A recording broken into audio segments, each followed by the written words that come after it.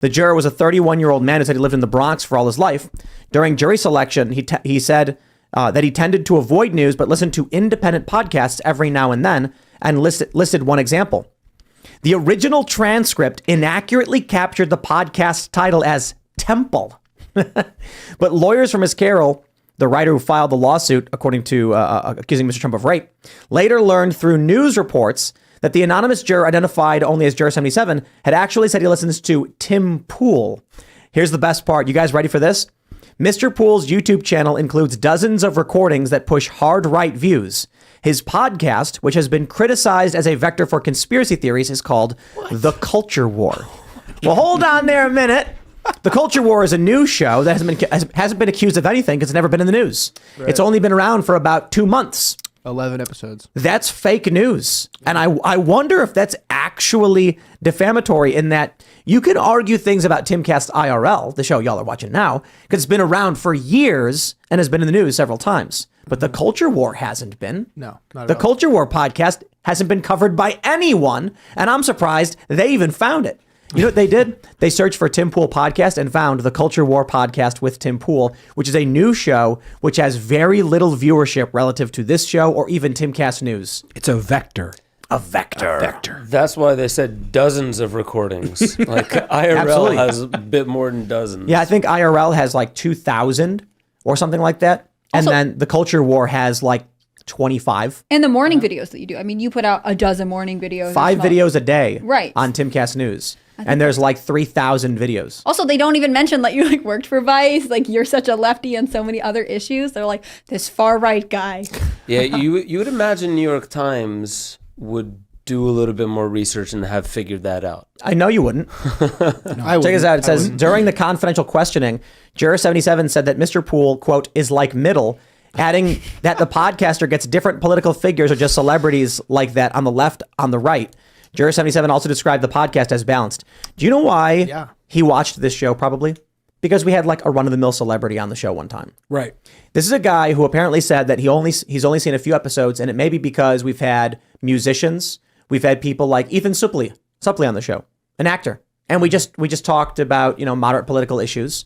We have had people who are totally apolitical who struggle to even talk, but we've had scientists, doctors, but they don't know anything about it. This is the first show that I've ever watched of yours. Yeah. So the one you're on. Yeah, the one I'm on. There you go. Welcome. He said that he'd been doing doubles at work and listened to Mr. Pool's show 3 or 4 times in the past 6 months. Said he never had heard of Miss Carroll and was confident he could be fair to both sides. Here's a guy who actually said Trump is liable for sexual abuse, not rape, after almost 30 years. That's amazing. And they're like, that's a fan of Tim Pool who should be removed from the jury.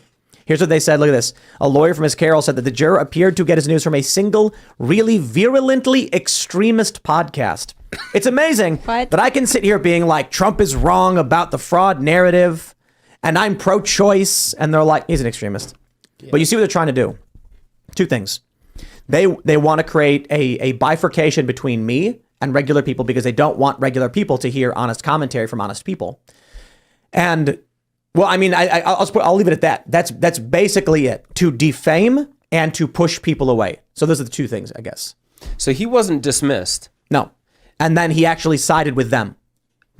Right. And what's the story here then? I don't know.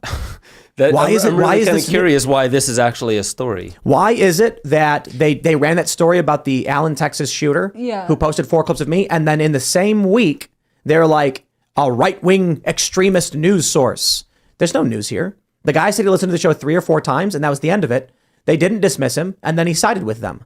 Why is the New York Times, Politico, the Daily Beast, whoever else, they're all writing this up? Because they're afraid of you. Yeah. I mean, I think it's because you take their audience, and also you actually do have a lot of moderate view, unlike both mainstream Fox News and all the mainstream left-wing publications. Like, that's just how it is. That's got to be it. Because there's no other reason to say, oh, did you know there was a juror that wasn't dismissed, but he admitted that he watched this show 4 times? And people are like, people who weren't aware of you or IRL already have heard your name probably because of the Allen, Texas stuff. So New York Times is jumping on this bandwagon that I think they often look at. I mean, because it's not the first time you've trended. I think people want this show to be something more extreme so they can shun it. They want you to have, every time they Google your name, they want far right, extremist, terrible person to come up. But it doesn't work. It doesn't work because you do this show every night and prove them wrong. They Right. definitely turned Bandcamp off to you.